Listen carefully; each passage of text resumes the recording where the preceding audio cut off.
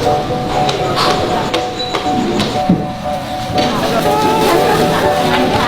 sebelum itu banget.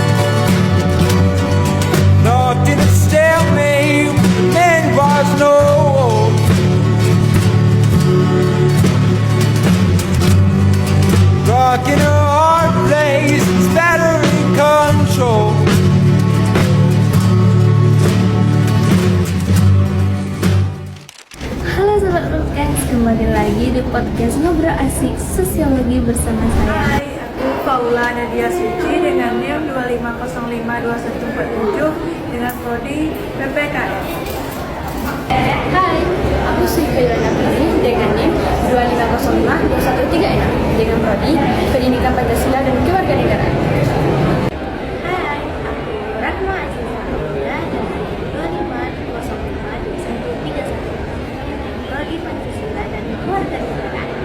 Halo guys, nama aku Nadila Putri Maisha dengan NIM 25052129 dari Prodi Pendidikan Pancasila dan Kewarganegaraan. Nah, seru-seru banget kan timnya aku teman-teman. Jadi siap-siap kita bakalan kupas tuntas tentang perubahan sosial dari segala sisi. Oke, mari kita mulai dari dasarnya ya guys. Kira-kira apa sih pola perubahan sosial itu? Nah, jadi perubahan sosial itu guys, itu perubahan pada struktur dan fungsi masyarakat dari waktu ke waktu. Nah, jadi menurut Zelos Marjan, yaitu perubahan sosial pada lembaga masyarakat yang mempengaruhi sistem sosial, termasuk nilai, sikap, dan perilaku masyarakat. Nah, berarti bukan cuma soal teknologi aja ya, tetapi juga tentang cara hidup dan cara berpikir masyarakat. Nah, iya betul. Jadi contohnya itu, dahulu orang berpikir bahwa perempuan hanya sebatas ibu rumah tangga. Tetapi pada zaman sekarang, bahkan perempuan bisa lebih dari itu, yaitu bisa berkarir, bahkan bisa menjadi pemimpin.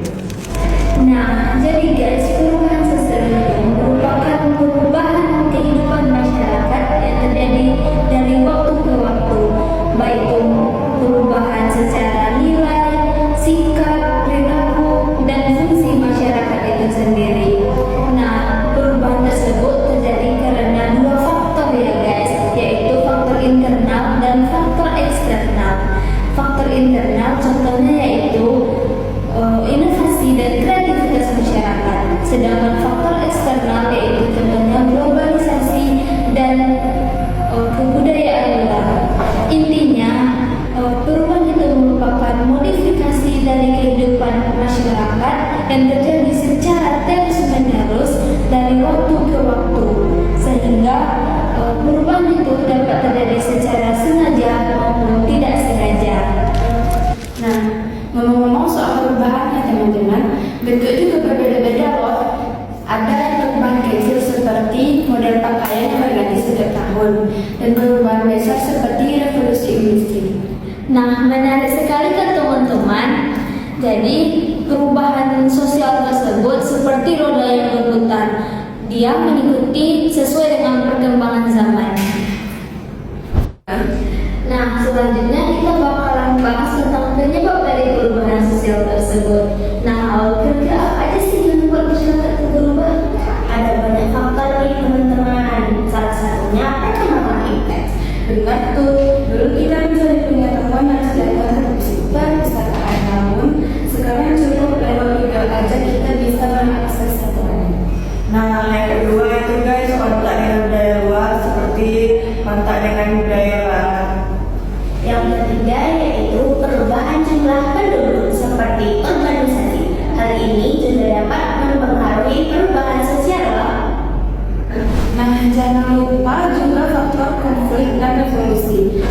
teman-teman, perubahan juga dapat muncul karena tekanan dari masyarakat.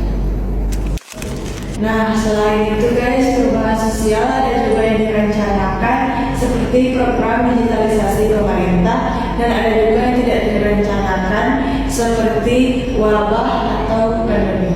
Nah, jadi kayak pandemi COVID-19 yang terjadi di beberapa tahun silam juga merupakan penyebab dari terjadinya perubahan sosial, teman-teman.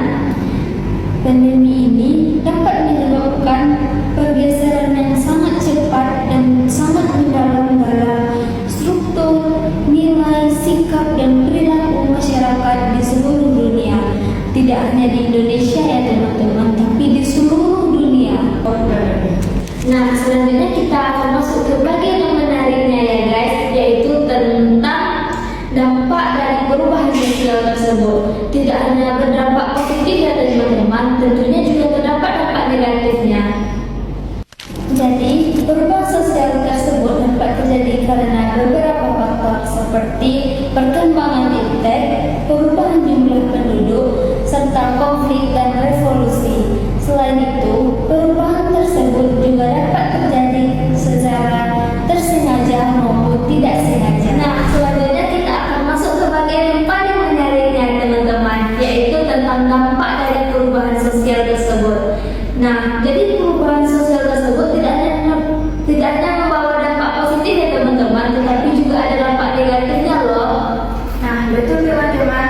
Dampak positifnya antara lain yaitu mempercepat perkembangan ekonomi dan pendidikan. Misalnya, kita bisa berbelanja dan belajar dimanapun lewat platform online. Dan komunikasi pun juga semakin mudah. Kita bisa terhubung dengan seseorang dimanapun dan kapanpun.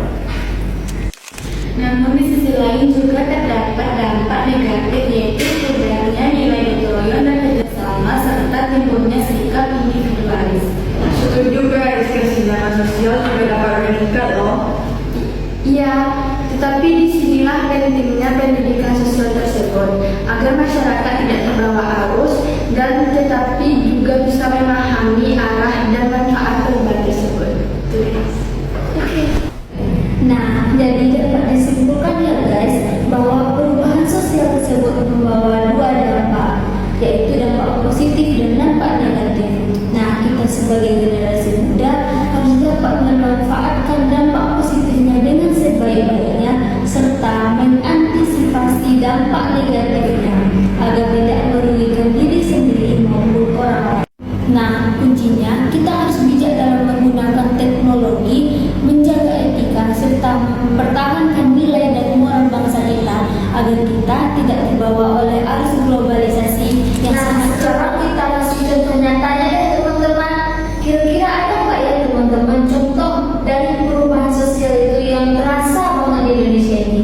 Banyak banget nih, contohnya revolusi digital, di mana sekarang banyak layanan publik yang berbasis online, seperti adanya KTP online saat sekarang ini. Nah, perubahan di bidang pendidikan juga kerasa nih teman-teman.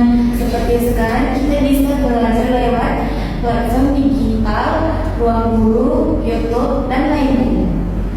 Semua itu menunjukkan bahwa masyarakat kita harus tetap berkembang guys, tetapi kita tetap hati-hati supaya tidak kehilangan nilai dan jati diri bangsa. Wah, nggak kerasa banget nih teman-teman. Udah beberapa menit dari tadi kita ngobrolin tentang perubahan sosial. Jadi banyak sekali nih hal-hal menarik yang dapat kita pelajari dari perubahan sosial tersebut. Jadinya perubahan sosial tersebut tidak bisa kita hindari teman-teman, tapi kita bisa memilih bagaimana kita menanggapinya, mau ikut ke arah yang baik atau justru kita tidak. Itu tadi mas. Yang penting kita harus berpegang teguh pada nilai-nilai dan jati diri bangsa kita. Karena meskipun zaman berubah, karakter bangsa harus tetap terjaga. Nah, jadi guys, perubahan sosial itu merupakan hal yang tidak bisa kita hindari dan tetap akan terjadi. Jadi kita sebagai masyarakat, kita harus bijak dalam menyikapinya. Dan kita harus dapat mengambil manfaat positif dari perubahan tersebut agar kita tidak akan kehilangan jati diri dan Dengan demikian, meski zaman berubah, tetapi identitas dan jati diri kita tetap terjaga. Jadi jangan takut berubah ya teman-teman, tetapi jangan lupa juga tuh dengan akar dan kebudayaan kita. Nah, lengkap sekali kan guys pembahasan kita pada hari ini. Gimana guys, seru nggak? Mulai dari ada teori, faktor penyebab, dampak, serta contoh-contoh nyatanya dalam kehidupan sehari-hari. Tetapi guys, jangan hanya sebagai teori ya, tetapi kita juga harus menjadikan dia sebagai implementasi dalam kehidupan sehari-hari. Nah, hot banget kan guys topik kita hari ini ya. Oke teman-teman, terima kasih ya sudah menyaksikan podcast Ngobrol Asik Sosiologi hari ini. Jangan lupa follow, like, comment, and share ke teman-teman kalian semua ya. Sampai jumpa di next episode teman-teman. Tetap kritis, peduli, dan tetap menjadi bagian dari perubahan sosial yang positif. Bye-bye.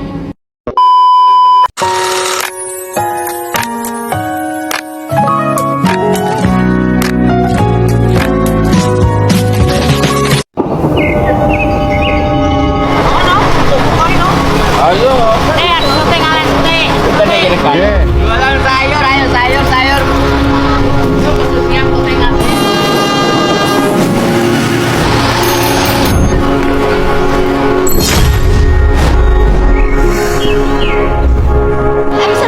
Selesai, Bu? Iya. Tolong rakyat semoga cepat maju. Oke. Tambah maju ya, tambah maju.